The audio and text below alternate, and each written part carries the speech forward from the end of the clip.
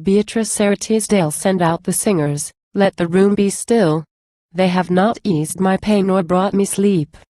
Close out the sun, for I would have it dark that I may feel how black the grave will be.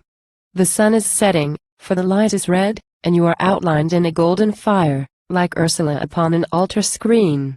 Come, leave the light and sit beside my bed, for I have had enough of saints and prayers. Strange broken thoughts are beating in my brain, they come and vanish and again they come. It is the fever driving out my soul, and death stands waiting by the hours there. Ornella, I will speak, for soon my lips shall keep a silence till the end of time. You have a mouth for loving, listen then, keep tryst with love before death comes to tryst.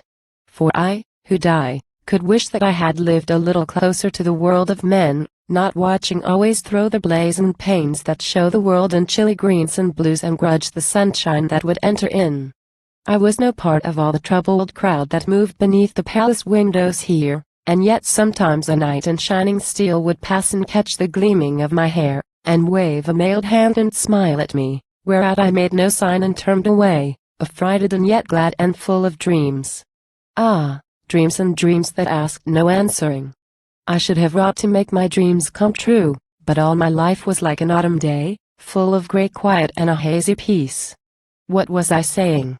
All is gone again. It seemed but now I was the little child who played within a garden long ago. Beyond the walls the festal trumpets blared. Perhaps they carried some Madonna by with tossing ensigns in a sea of flowers, a painted virgin with a painted child, who saw for once the sweetness of the sun before they shut her in an altar niche where tapers smoke against the windy gloom. I gathered roses redder than my gown and played that I was Saint Elizabeth, whose wine had turned to roses in her hands.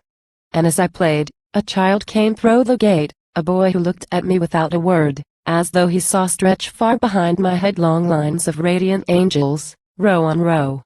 That day we spoke a little, timidly, and after that I never heard the voice that sang so many songs for love of me. He was content to stand and watch me pass, to seek for me at matins every day, where I could feel his eyes the while I prayed.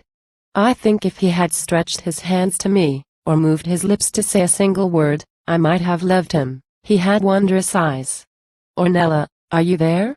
I cannot see. Is everyone so lonely when he dies?